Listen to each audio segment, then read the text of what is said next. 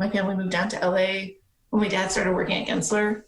And then I lived in London for a little bit, and moved back to the States, went to an all-girls school there, and then was really into robots, because I was obviously super cool and like was chubby and had a unibrow. And then I moved to London. I moved to Vermont for undergraduate, and I thought I was going to do like a 2-3 year program and do engineering at Dartmouth for 2 years. And then I went to Middlebury, and I really fell in love with theater design. Really? Yeah, and so I had a double major in theater design and studio art, and did a lot of like artsy things. But I was like in the architecture club, but because my family is architects, I tried to stay as far away from architecture. Yeah, and it sucked you back in. Yeah, as we all know, it's a painful place to be sometimes, and I got to see that happen. And so I tried to avoid it. I mean, it also was a wonderful thing. I played like in the library, the materials library growing up, building dollhouses. I've been around architects and been able to see the world through the lens of a lot of different architects growing up, which like but again, it was like my grandfather is Art Gensler, and so that is that's a big shadow. Sure. And so it was something that I really needed to like work up to. And I think I graduated undergrad, and it was like, as soon as I graduated, the recession struck, and I was working in the day, temping at nonprofits. And then in the night I was doing scenic design and art. And I started a theater company with my friends. And we had like a fringe festival satire about the financial collapse. Oh, very artsy. Nothing like says like recession like jazz hands and a band. And then I think I was like walking one day, and I just like looked up, and I was like, why am I creating these fake worlds when I could be creating real ones? And like, I mean, New York can be overwhelming, but it's also a beautiful place full of amazing architecture. And then I kind of started to pivot my life that way, and I worked for like in construction. I was a project engineer in San Francisco for a while when I was applying to architecture schools, and it was kind of in the midst of me like figuring out like how do I kind of reposition my life. I had gone through undergrad, all these like aspirations, like did I want to be an artist? Did I want to be in theater? Were those professions like dead? Did I have enough ego for them? And I really started falling more and more in love with architecture. And actually it was like Thanksgiving, and I was visiting my grandfather, and he took me to the Salk Institute, and like my nose started bleeding, like just gushes of blood, and he gave me his hand. Wait, it was like gross, but also it was like one of those things where I feel like my body was telling me probably to stay away from architecture, but also I read it make it wrong.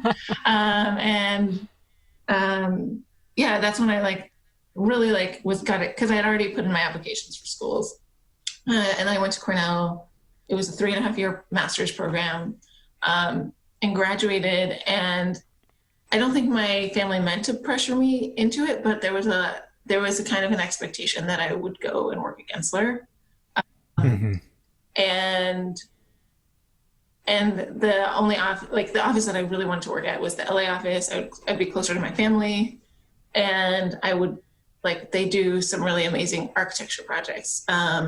Because other offices focus on different things, and the LA office, each one kind of responds to the city that it's in, and so like New York has more interior, like a strong interiors practice, but LA is a city that like is developing in front of our eyes, and so I ended up working at Gensler for 4+ years, and got to work on really amazing projects, repositioning towers that I and Pei worked on,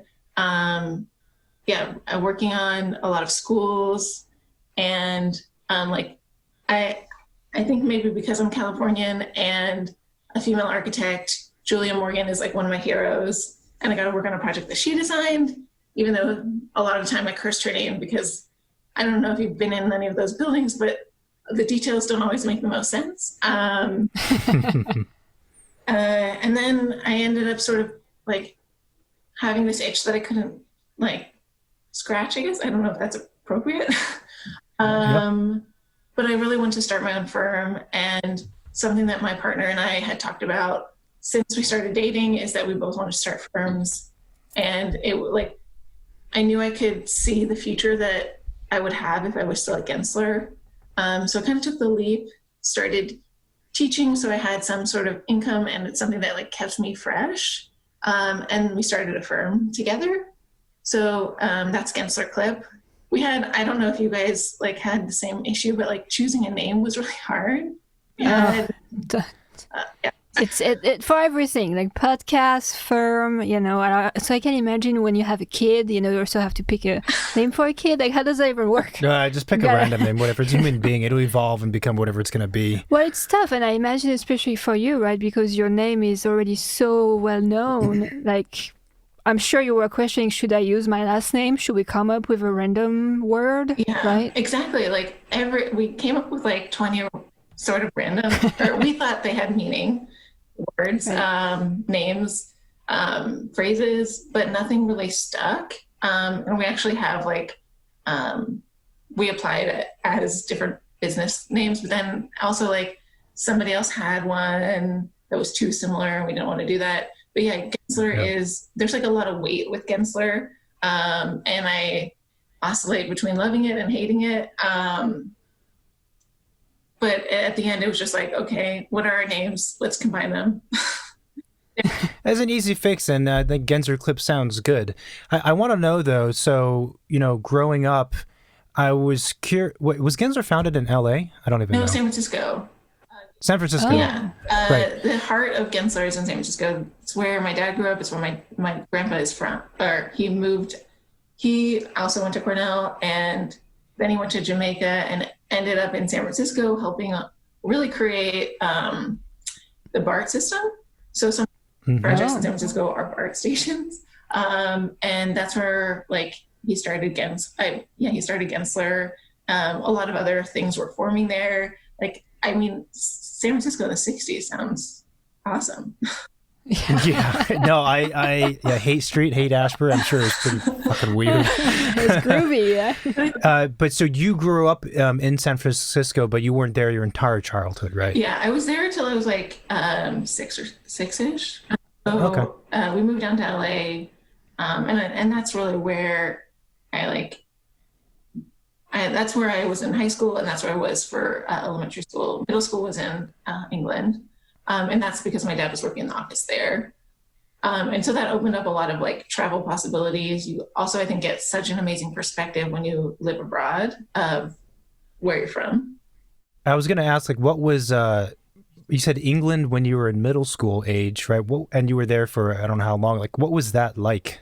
For 3 years, I was there. And like, growing up in LA, I lived in the suburbs. And then moving into the like middle of the city, it was so nice. It was like the first taste of freedom I had. And I went from like co-ed public schools to like a very British all-girls school where there was only 16 including myself, women in my class. So it was like a huge culture shock, but I loved it. My mom made sure that every weekend we went on an adventure, and we like had this van, and I'm one of 4 girls. So like they just packed us on this van and like drove us around Europe just to make sure we like got it in. And I think we were just like, Mom, can we watch TV? I'm very thankful now, but I think at the moment I was just like, can I just be a normal like 11-year-old? So yeah, we got to see a lot of Europe, and I think it changed the way we thought about where we were from in good and bad ways. In what ways were they good and what ways were they bad? I mean, LA, I don't think is probably the easiest place to raise a kid. And so I think that there's a little bit less pressure on appearance in England. And and it's just really a culture that's squished in together. So you get, like, I was in school with people from Nigeria, Pakistan, and we're all like, I mean, most of them were British people whose families were from those places, but I got to like really get close to such different cultures, where in LA, even though it is a beautifully diverse city, it is a little more siloed. Yeah, I could see that. Well, I've not been to London or England. It's like it's my first priority to get to if I get to travel again soon. But from what I understand, I that would make sense. It's a bit more urban, right? LA is super sprawled out. Exactly. And I keep hearing that the mixity in England is something that just it's like embedded, even though English people, I guess, you would assume to be mostly white, but there's a multicultural aspect I heard that's just kind of there. My sister lives in London right now with her wife, and I don't know if she was the one who was telling me, but I heard that like within the city of London, it's like this beautiful melting pot, but then as soon as you get into the countryside, it's very what you expect English countryside to be like. Ah, okay, I could see that. The thing I was wondering is, so you're in England, and then you come back to the States, back to LA for high school, right?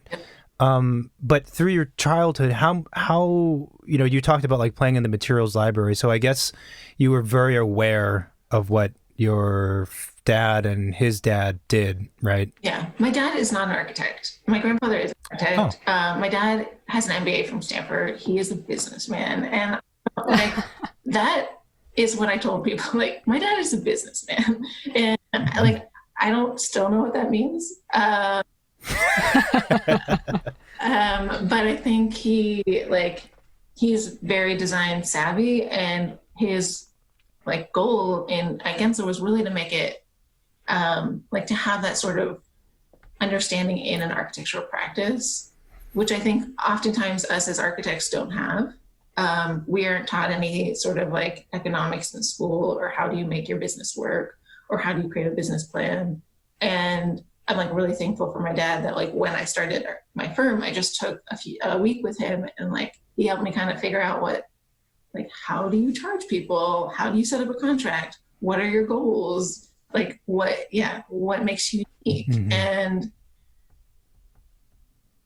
I wish I understood that more when I learned lessons each time I write a contract, each time I try and compose like hourly schedules. I think that that's something that all of us could probably benefit from. And Gensler definitely benefited from his expertise. Interesting. Yeah, no, I would entirely agree with that opinion. A lot of architects are pretty horrific at that stuff. Unfortunately, yeah. Well, I mean, it's tough. There's like so much. I mean, projects take so much time, and there's so many things to consider. And if you love design, you tend to favor that aspect more than anything else, and things get lost by the wayside. So you have three sisters? Are any of them also in architecture as well? No, I guess they're smarter than me. My sister works at the Getty, is a researcher. The other one has like a shop and is a potter artist. And the youngest one just got out of school, so she's obsessed with theater, and we're all like sort of artistically aligned, but I'm the only one in architecture. That's amazing. That's very good. Artistic. Yeah.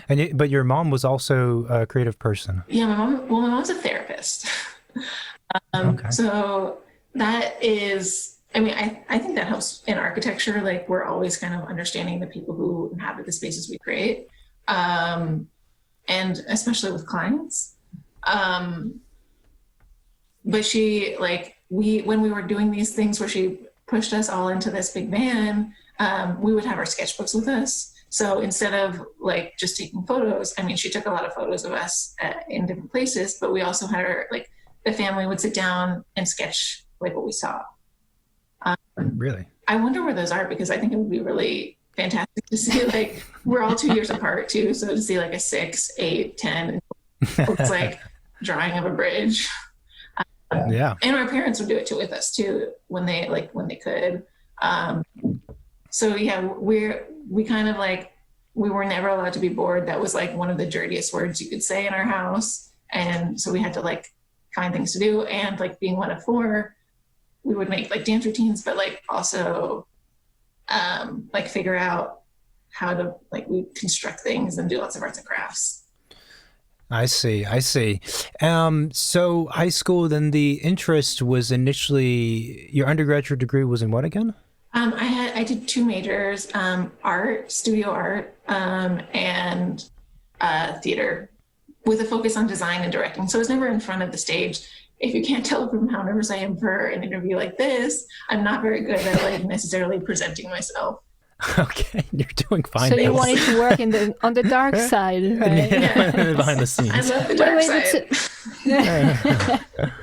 But so before you started that, you said that your primary interest was robots. Yeah. Where did that come from? I mean, who doesn't love a robot?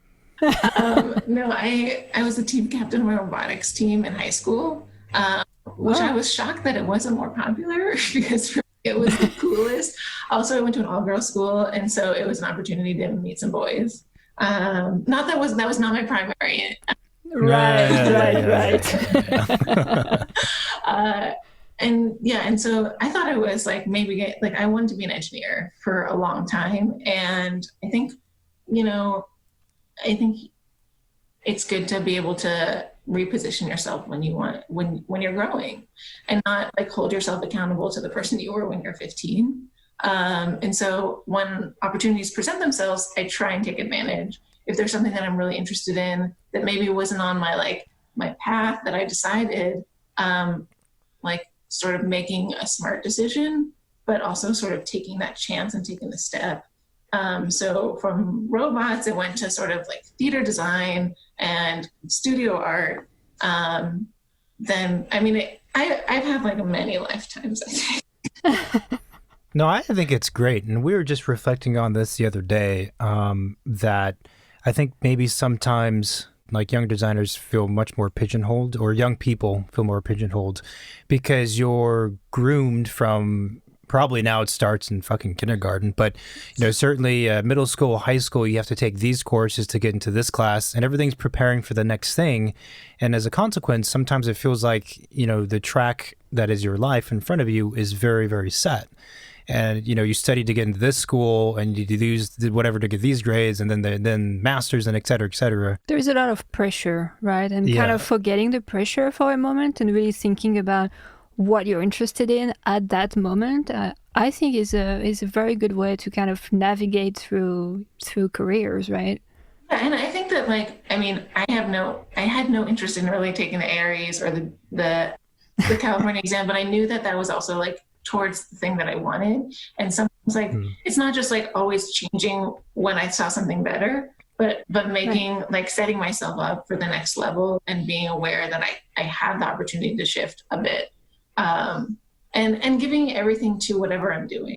So like when I was in robotics, that was like ages ago. Like I was the best I could be at that. But that didn't mean that I had to be an engineer just because I was interested in it. And I think that all those things, especially in architecture, the lifetimes you've had before you became an architect and while you're doing architecture, contribute to the next project that you're doing. So that whatever we did in the past only makes our understanding of humanity and like culture more significant, and we can design better with that. Oh man, that was so well said. We should just end the fucking recording here and retire. All of us retire on that. That's great. I'm making that into a quote. No, I think that's beautiful, and I totally agree. And it's one of the pleasures of this profession, because it's because of the nature of the work, right? That you can think that way, and I think it is true. I when I was a kid, you're the robotics. I wanted to make a robot, but I was like maybe in second grade or something. You're early. So. Yeah, right. So my method was, I had like a very clear visual understanding of what it was going to look like, but no idea of how to make it or perform it. So it was just an aesthetic thing. So I would steal parts from my school, but not even parts. It didn't make sense at all, the order in which I stole things. Like the first thing I stole was like this small quarter-sized plastic chip that was semi-transparent. It was like we use it for bingo. And I got in trouble with the teacher because she realized I was stealing these things.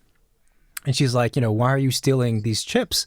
And I told her I was making a robot. I think she was so confused. She's like, okay, fine. This kid is special. She probably just thought you were like doing pogs. Pogs, there's a reference. Pogs were big. What a weird, should have what a started weird thing. pogs. Did you play Pogs? I had a few pogs. I wasn't like a big pogger. I'm more into stickers. Okay. Did pogs make it to France? Oh yeah, I had a huge tube of pogs. Yeah. Did you really? Oh yeah, it was big time competition during recess. Yeah. Yeah. And then it went away. I was like, what happened to pogs? It was so cool. No one wanted to play anymore. See, Pogs, it's weird. I suddenly feel like we're quite dated, but Pogs were, how would you describe Pogs? They're like poker chip sized. They look like poker chips, basically, Cardboard. right? Yeah. And then you would like hit them and you could like win more. Yeah. It's so stupid thinking about it. But like in the 20s or 30s or 50s, they had Rocks. the jacks, right? Yeah. Right, and they all get in a corner and sing like doo-wop songs and play jacks. That's what we did as kids. We played Jacks? Pogs. Yeah, jacks. You'd bounce the ball and then pick up. I'll show you afterwards. They're like a really It's a beautiful very- designed object, I think, though. A jack. It Oh. is. It's true. Much more interesting than It's a pog. That's true. Yeah, a lot of weight in the graphics. So how did the whole theater design came to you? So I was taking like physics, economics. I was being very practical when I got to undergrad.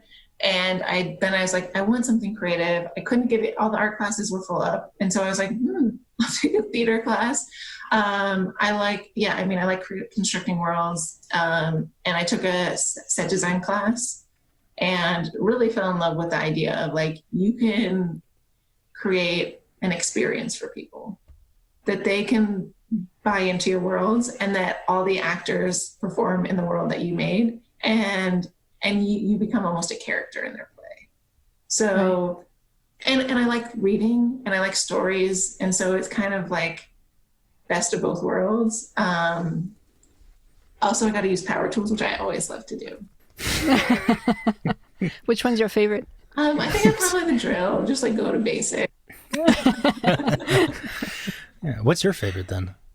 Screwdriver. What? Don't need power. I'm independent. Can go anywhere. Yeah, right. You're going to be limited greatly. It's going to take you a long time to make things. You could turn it into a drill eventually if you hit it hard enough.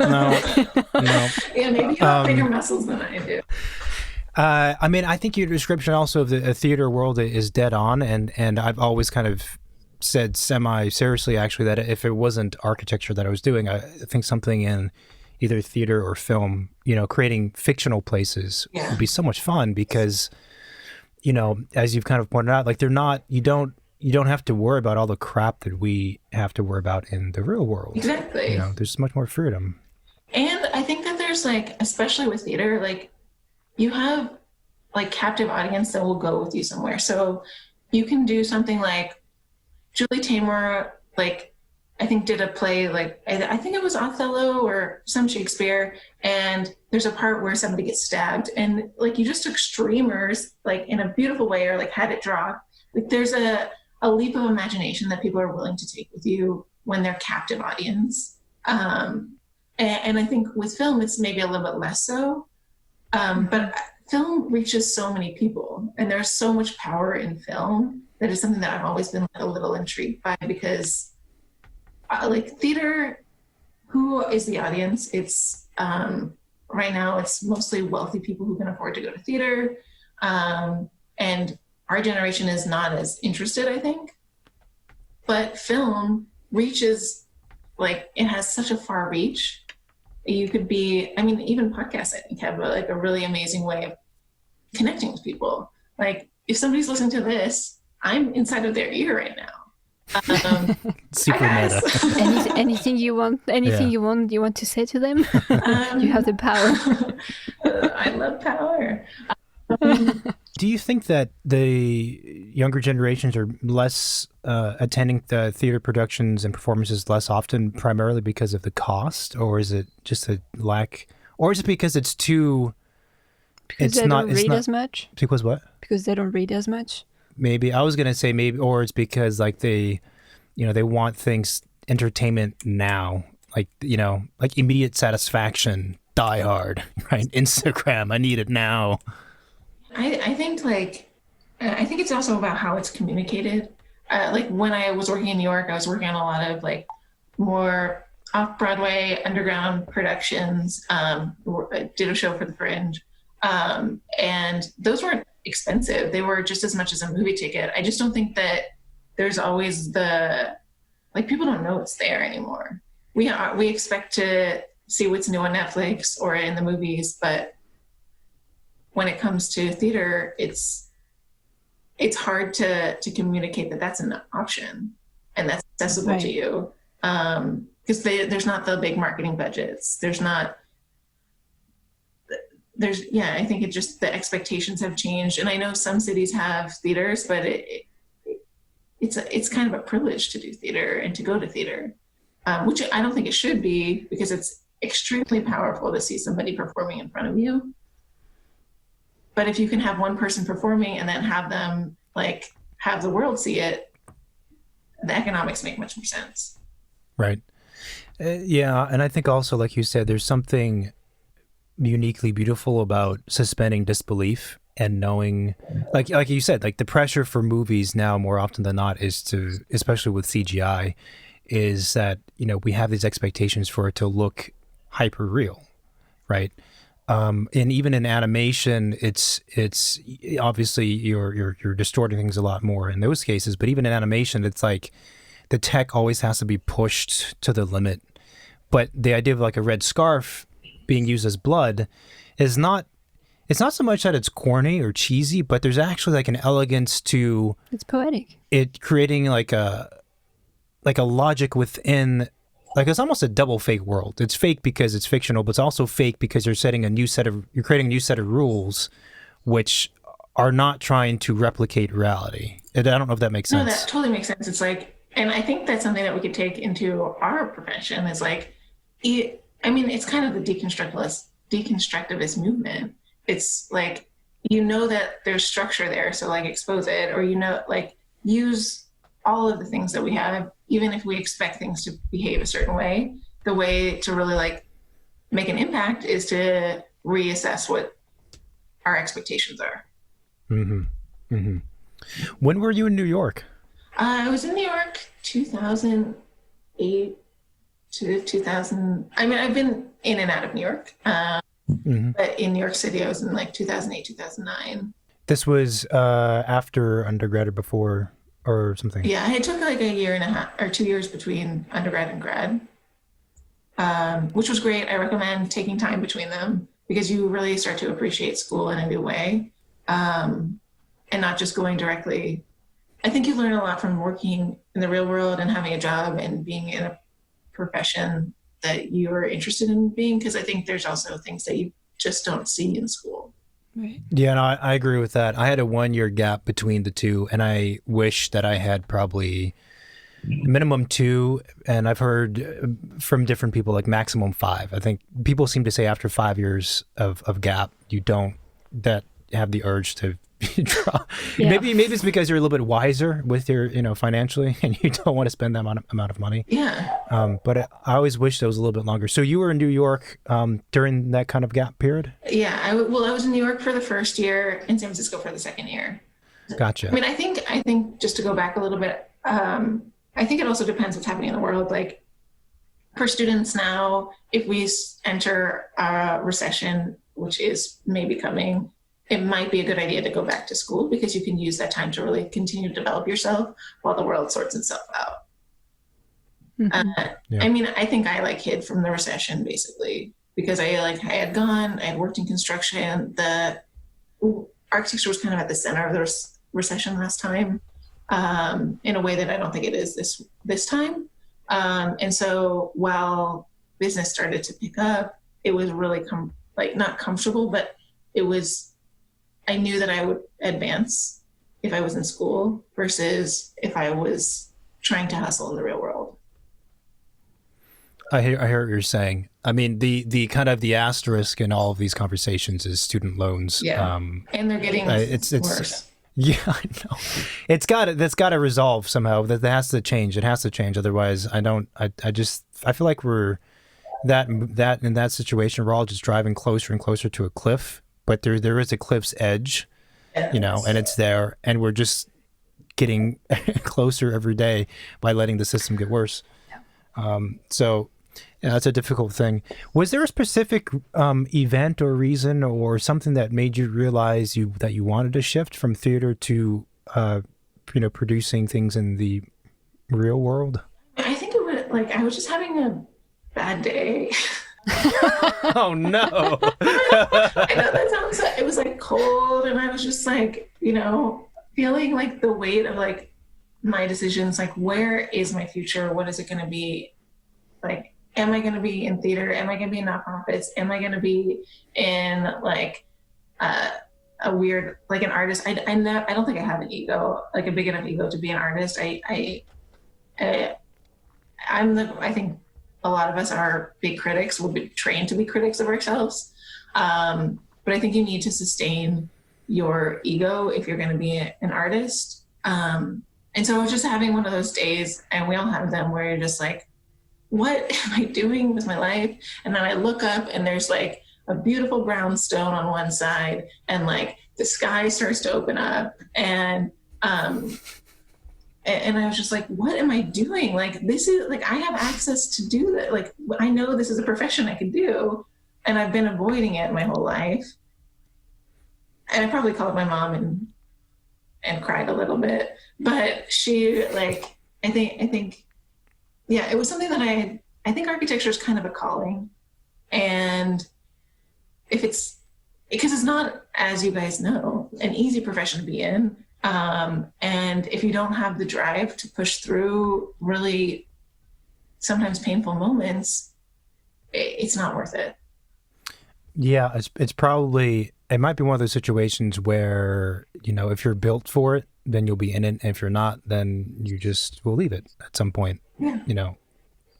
But having said that, is there a moment where you think back and wonder, do you ever feel like now that maybe you would dip back into, theater design or something else outside of architecture? Yeah, I mean, like, I hope that my future is full of things that I'm not even expecting in a positive way. Hopefully not the apocalypse and end of the world, which sometimes it feels like.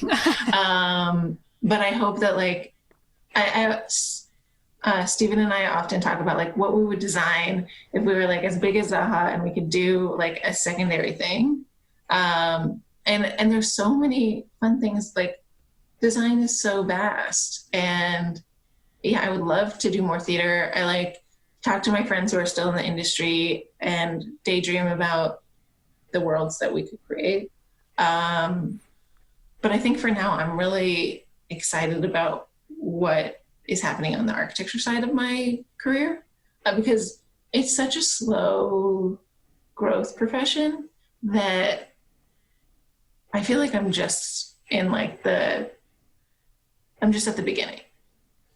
Yeah, I think I can understand that. And it's sometimes difficult, I think, at least for me, to remind myself of that, because we are used to things moving at a faster pace, faster and faster. And the slowness of architecture is something, is in some ways like, is to be appreciated. There's a kind of an elegance to it, but also I think sometimes it's unnecessarily slow, and especially in terms of how like the profession evolves. Yeah.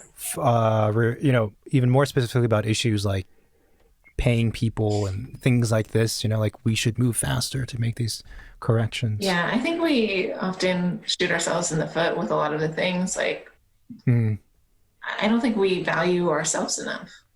And I don't think I think that's a professional, like the whole profession is dealing with that.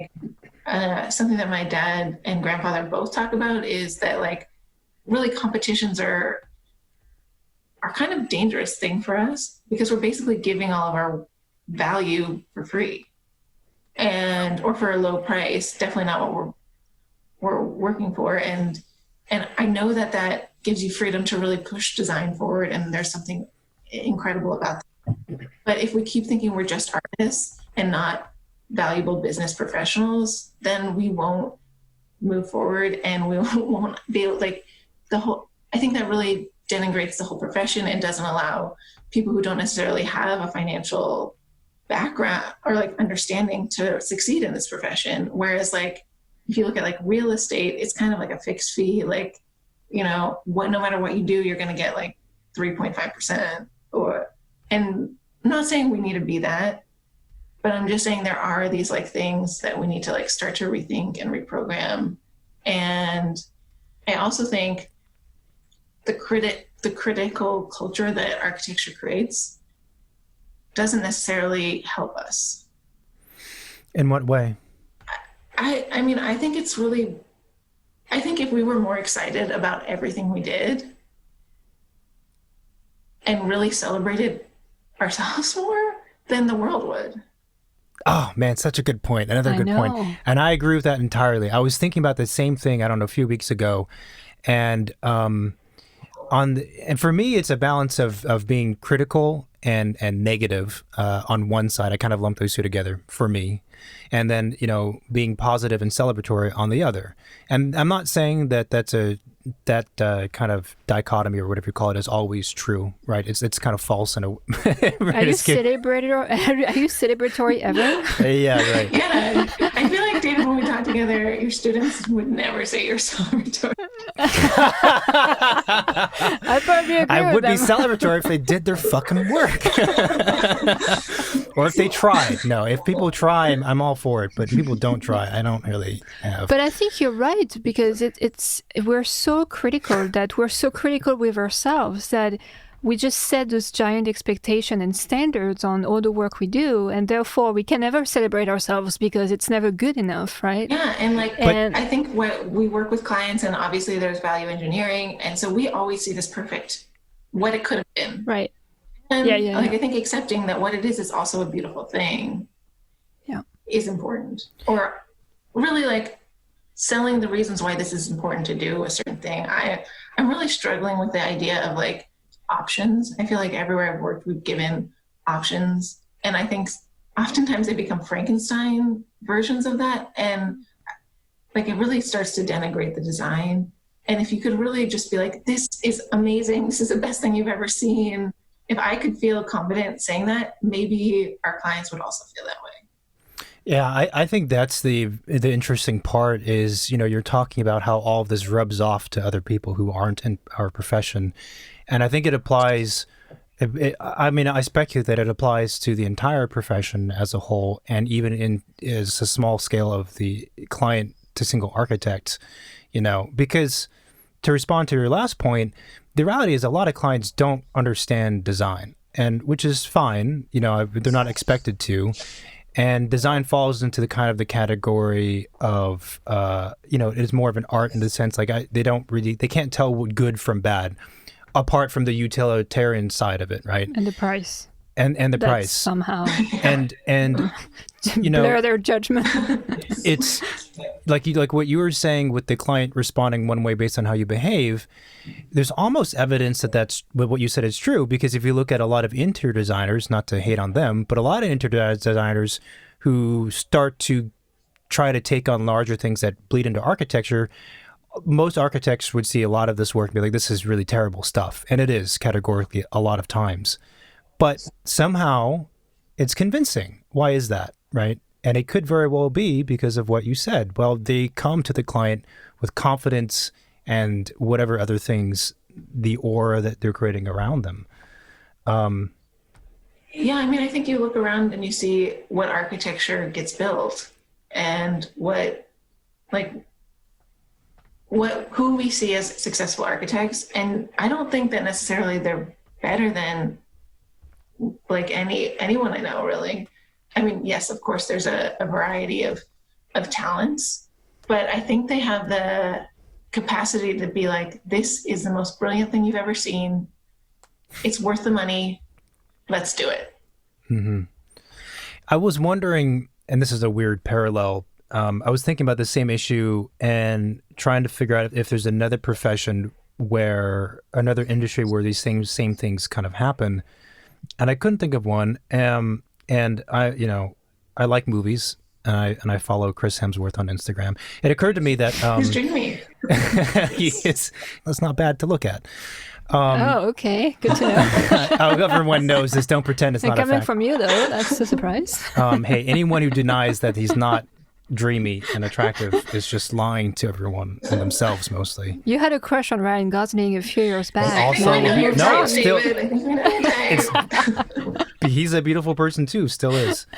But I kind of also wonder if the criticism that we have of each other within the profession, like you said, if like, does that somehow affect what the larger general public feels about us? Because like fellow actors, you never see an interview with one of these actors really railing on and critiquing another actor's work.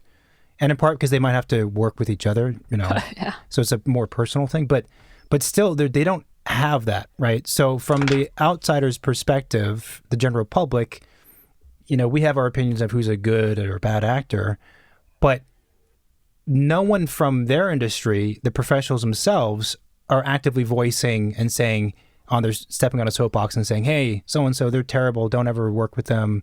They don't know how to act. Whereas I feel like we kind of do that much more with architecture. Like we're quite happy to jump on a platform and just hate on, the other work from this other person. Yeah. And I think like what we see as products are so much a result of like so many other like instigators. It's like your budget, how like your client perceives the project, what they want to do, their taste, your taste, how you can kind of guide them through the process. Well, and so the reflection isn't just on you, it's about like how the whole process went. Like I've had really smooth projects and really difficult projects, and everyone is like, oh, that's, and I mean, I don't think I haven't really published any work yet. So but there's a huge range of possibilities, but it's not just based on one person. And I think our whole culture is based on criticism because that's how we have final reviews and that's how we like grade people. And we're expected as like, I teach, I think architecture school was one of the best things that ever happened to me. But that being said, is it like, I think it's worth questioning, is this a productive way of teaching architecture? And because it's been done for so long, I think we forget to question it. Yeah, it amazes me how creative and conceptual architects can be, but only as it pertains to, basically buildings and environments. But we very rarely apply that same way of thinking to anything else. Business, right? We're talking to someone about that. Teaching, even. I don't want to say no one does this because there are a lot of people who use their knowledge and skill set for different things. But generally speaking, we kind of like, I don't know, turn it off. I just think that like also with the world being kind of turned upside down on its head, I think we have a lot of opportunities to really reassess what we take for granted. And you really just have to sit with where we are and to use that as instead of a negative. And there's a lot of horrible things happening right now, and it's upsetting on many levels. But how do we grow from this, and how do we reassess how we assess? Yeah. So teaching, what is your favorite part of teaching, and what do you see as being one of like the biggest issues in education? I mean, education's in a strange place right now. I think, I mean, I love teaching. I didn't think I would. I dipped my toe in it.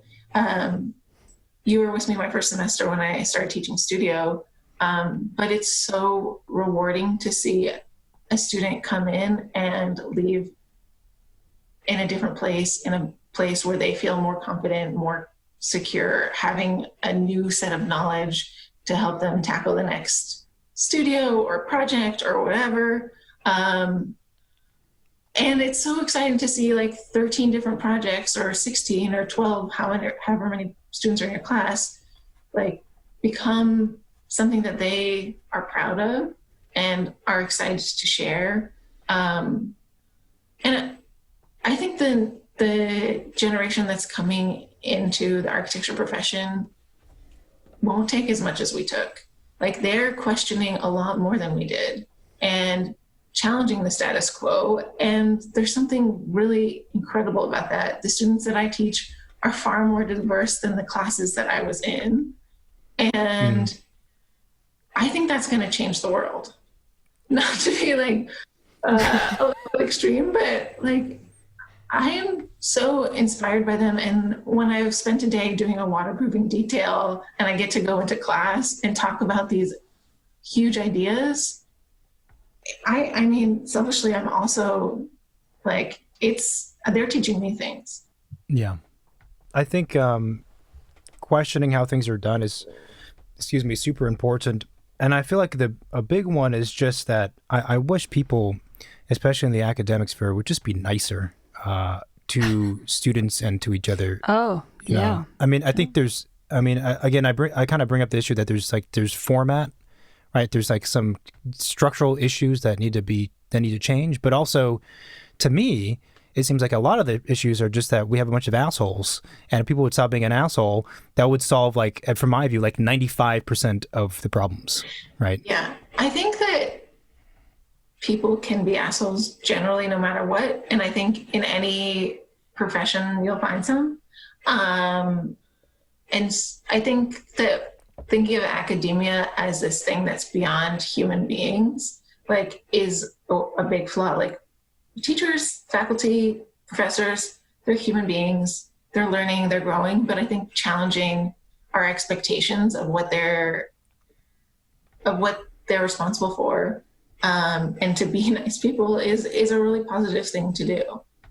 Yeah, just be nice. Just be nice. I know, my mantra is like, be nice, work hard. You'll get a lot done. No, yeah, and I think, like you were saying, what you love about teaching is the reward of seeing a student finding themselves and growing and getting there.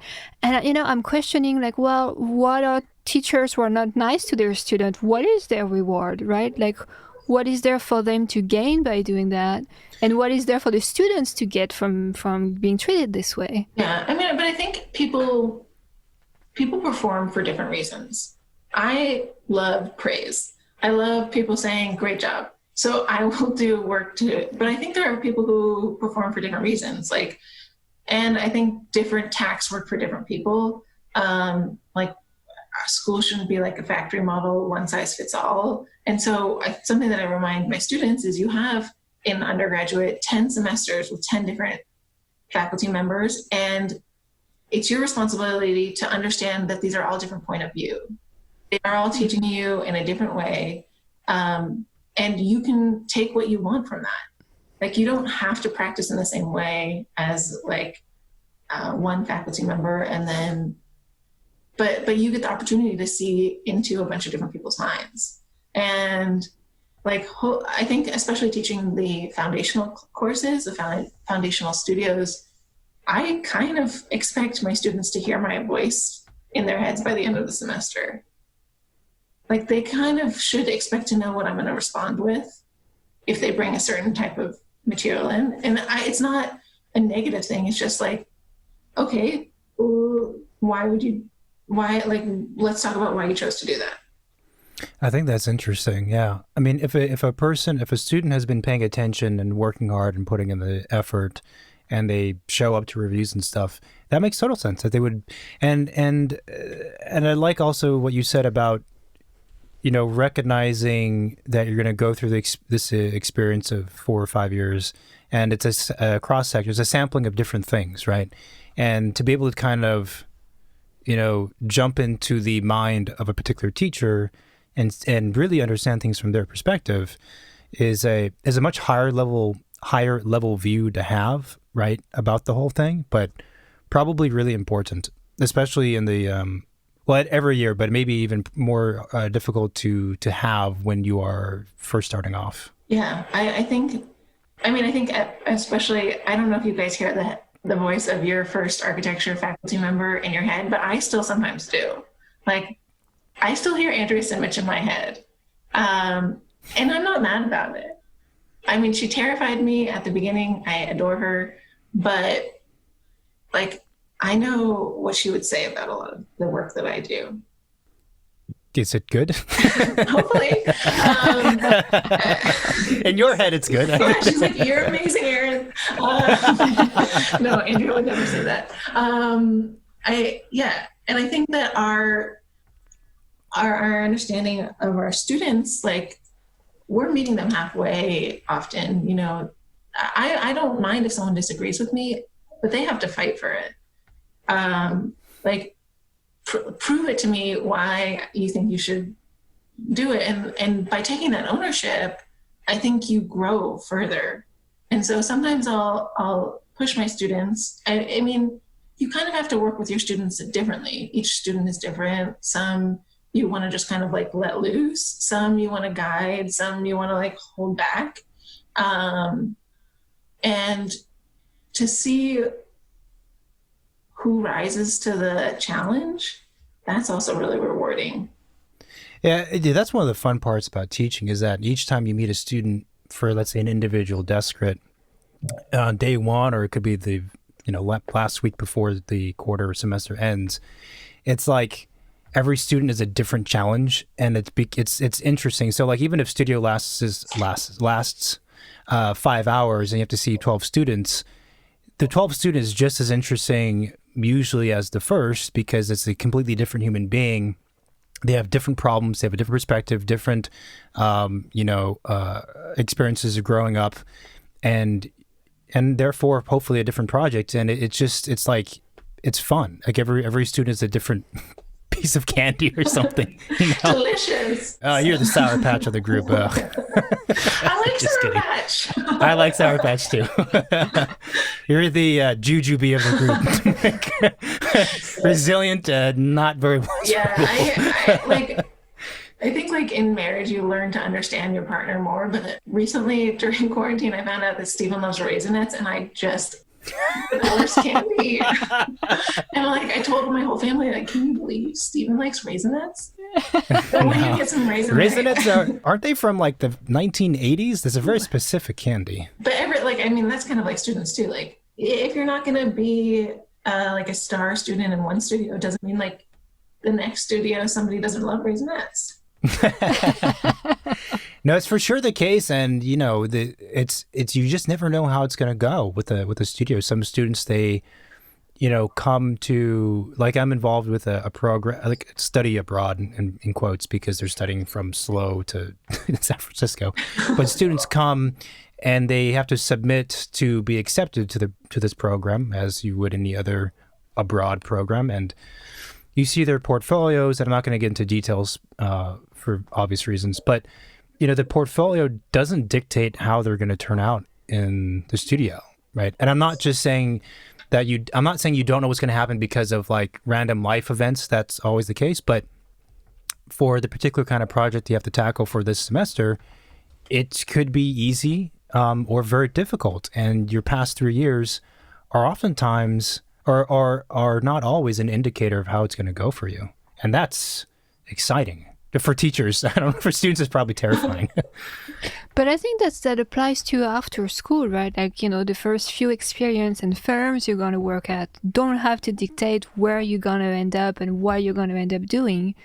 And I feel like a lot of kids coming out of school, they go to the big firms because, they want to save their spot and make sure they're going to be good for life, right? But it doesn't have to be that way. Yeah, I mean, I think that, like, I would recommend using your internships to get a really diverse group of like a small firm, a medium firm, a large firm, because I think you learn a lot from those different things and see what you want. And internships are like a fixed amount of time, so you don't have to worry about quitting, or there's like the expectations are they're only for a certain amount of time, and so you get this like little poo-poo platter of different architecture experiences, and then you can choose what you want to do.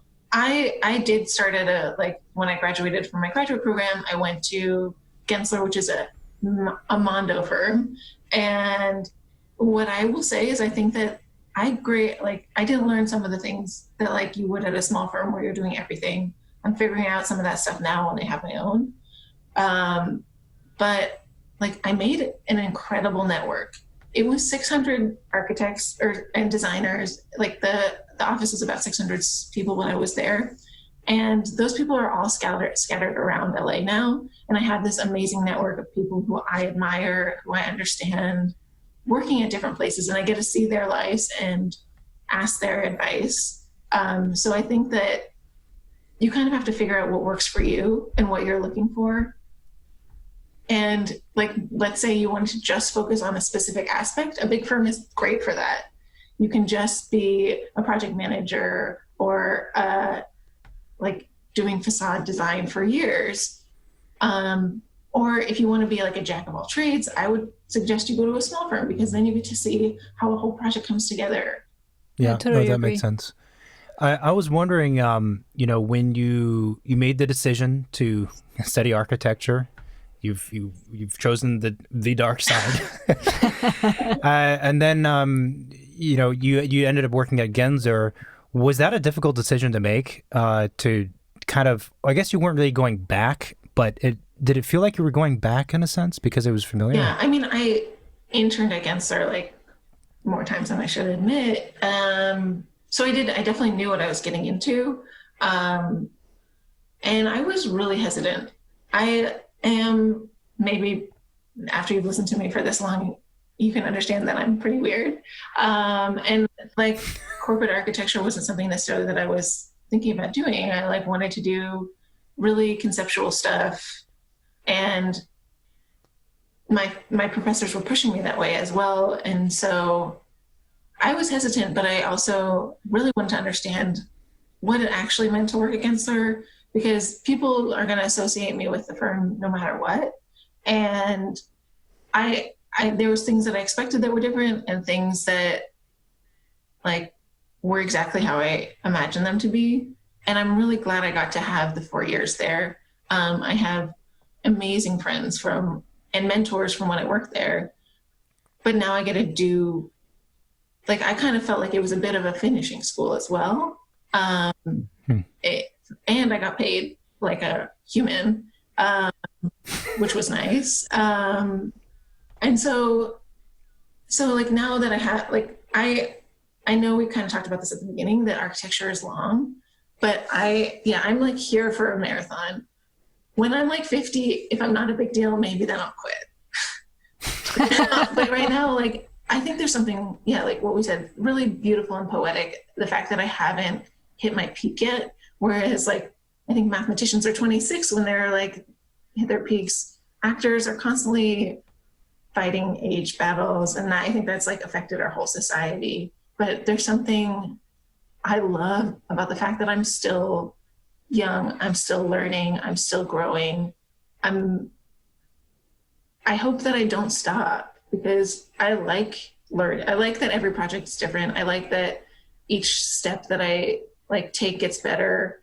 And I mean, I think it's a long game. Interesting. Yep. But we're also in a world where everything else is moving at super speed. And so like people I went to school with are now running very fancy companies or like on TV shows. So it's hard not to compare yourself to that when you're like, I'm focusing on the future. My life's going to be great in 10 years. Right now, it's really hard.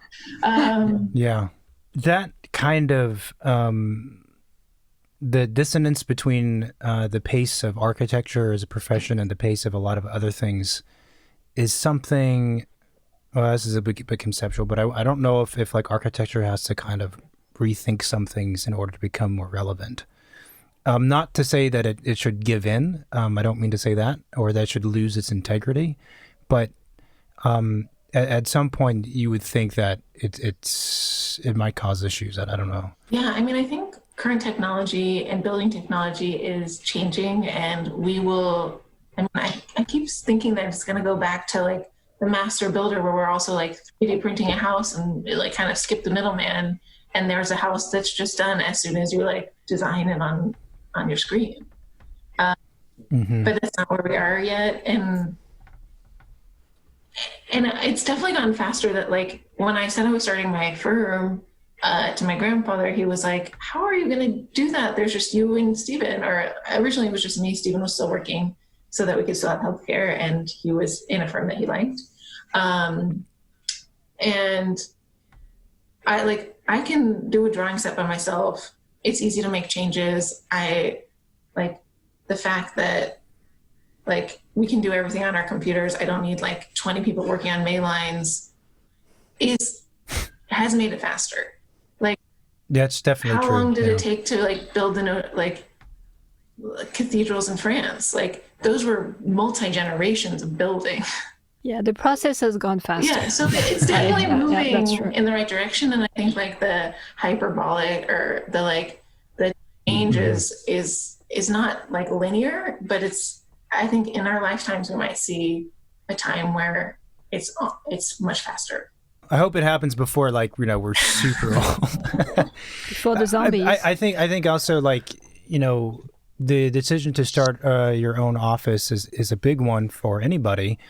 And you kind of look at other people and what they've done to see if it's worked out and whatnot. And there's a whole range of how people do it. But one type of person that's very common in this profession is you work for like 25 years at one or two offices, and then by that point you're one of the partners, and then you break off and do your own thing. I mean, a lot of big offices were started that way. HOK was founded by a dude who was like 45 or 50, 48 I think when it started.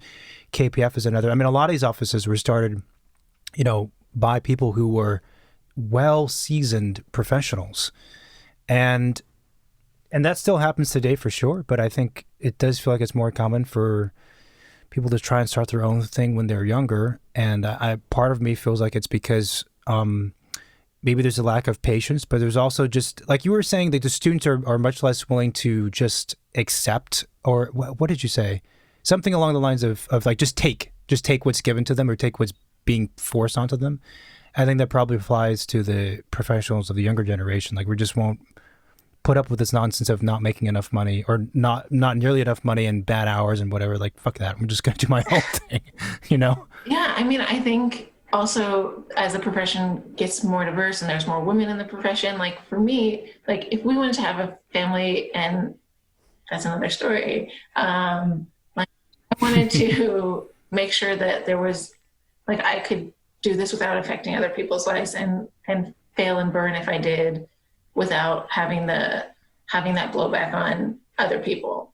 So just like in terms of my female timeline, I wanted to do that earlier rather than later. And I think that like the more I worked in an office, the more I saw and the more I got comfortable with being in an office, working for someone else. And that terrified me. I think it was very comfortable. I had cool projects, great coworkers, and I was moving towards like getting pushed up in the office. And I think that it's okay to be uncomfortable, but I also don't want to force other people to be uncomfortable with me if they don't have to be. Mm-hmm. And that's just that's my personal opinion. So like, take that with a grain of salt. People will be writing to you and saying, I disagree with you entirely on that Isn't that so great? Yeah. But that's absolutely true. And the whole, like, being a woman and being successful in your career and having kids and being famous and all of that stuff, it's like everything has to happen at the same time. It's a lot. It's a lot to juggle with. And it's kind of unfair that we will have to decide one way or the other, to be honest, right? Like I want it all now. I don't, I don't want to wait. I don't want to like postpone things. Like, I keep saying, like, when can you imagine in the future, if and when like the scientists, they create some kind of way so you can have a kid whenever you want and you're not forced on this timeline? Or that men could also have kids. So, we could be teamwork right there, team project, Physiologically, not sure how that would happen. Robots, man. Yeah, we should. I don't know. Robots. Okay. It sounds cleaner than what I was imagining. So New York City, you were there for a year. How come you didn't decide to stick around? I have to say, as a person who lived there for 7 years, I'm a little offended that you didn't stick around longer than a year.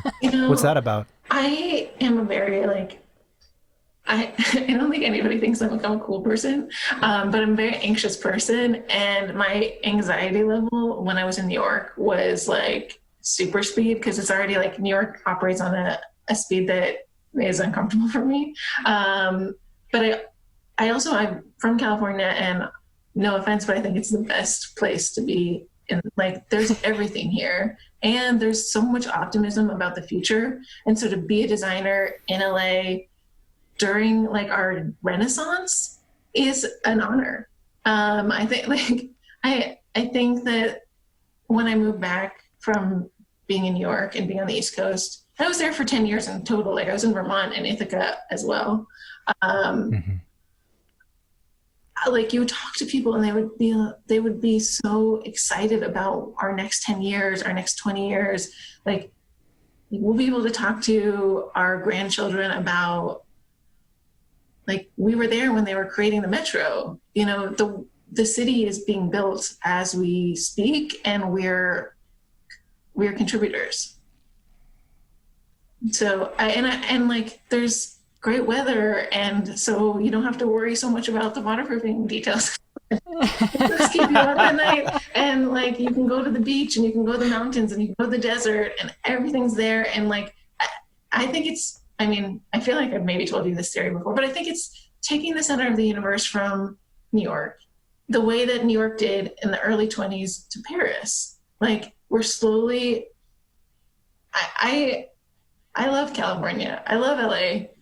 I like San Francisco a lot too. I'm from there. And New York is great. It's just not right for me. Well, that's disappointing, or maybe, but like, also maybe very accurate and very true. Wealthy, but right now in the middle, like I think it's great to be young and hustle in New York, and I think it's great to be old and wealthy in New York. But this middle ground, LA is perfect for me. Right. That's a good point, actually. Yeah. I mean, that you outlined a lot of the reasons why we left. There's something about the spirit of California that's very nice to be around, and also, as you said, beaches and things like this, and large glazing. Mountains, beaches, deserts. We got it all. We got culture. We got Hollywood. Yeah, so you seem to really love Los Angeles. I do. I love Los Angeles, and I didn't in high school. Like I went to high school, I came back, and I think that there's like more mobility with the metro and Uber, and things are more connected than they've ever been. But also downtown became a place you wanted to be. We kind of, when we moved from New York to LA, we lived in downtown, and it was growing around us. It doesn't look the same as when we moved there. I mean, there's obviously different problems, and the homeless, people who are dealing with homelessness that number is growing exponentially. And I actually am on a committee at the A+D Museum, and we have a series that's talking to policymakers and designers and lawyers about the issue and how we should be thinking about it. But to go back to the like LA's amazing side, I don't know where else you can have what you have in LA. It's that I don't love all the other places. Like my sister lives in London. I live there. It's incredible. I have like a fantasy league of cities that like I would love to like circulate around. But if I have to choose one place, LA has my heart. What part of LA, not geographically, but and in Seoul or whatever, what part of LA do you like the most? Or what about LA do you like the most? I think that like the optimism is really exciting, and the weather is unparalleled in a lot of ways. And I know people hate on LA people a lot, but I have some of the most amazing people I get to spend time with there. My family is there, so that's a huge plus, or most of my family. I don't know. I don't think LA is ever like singularly one thing. And so, yeah, it's the combination that works for me. My only big issue with it, I wish it was just more attractive, like physically, architecturally. Yeah, but you get to it's a pretty hardcore place. You get to make it. Yeah. Like, we get to change it. It's like, it's up to us. This is true. Like that. The reason LA is for a lot of different reasons, but it doesn't mean that's what it's going to look like in the future. And I think there's something also really interesting about the LA architecture, because it's the Wild West, and like, you know, in a lot of places there's looks, and you can't really say what an LA look is, like in terms of a design or a building. There's movements that have come out of LA, but I think kind of like you walk down like the Venice canals and each of the buildings look really different. And I like that individuality. I like that there's kind of like no one vibe fits all in LA. Yeah, no, that's well said as well. So what's next for you then? I just started as the assistant chair at Woodbury, and so I'm trying to figure out what that side of teaching looks like. And I think in the next year or so, like, we'll have some finished projects that we will be really excited to share. So it's like, honestly, it's hard to make plans in the world as it is right now. Time seems strange and things aren't going the way that, like, if you told me that we were going to be where we are like last year, now I wouldn't have believed you.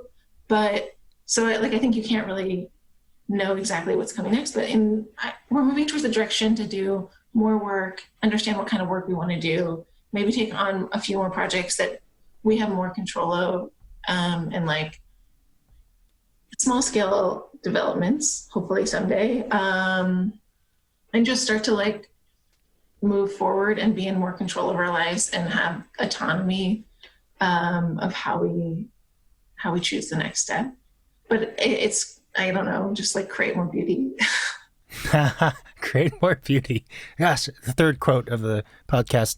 Is there a specific, I'm curious, is there a specific type of building that you guys want to focus on in the future, if you could have your way? Yeah, I mean, I really like designing schools. I like designing things that people get to use.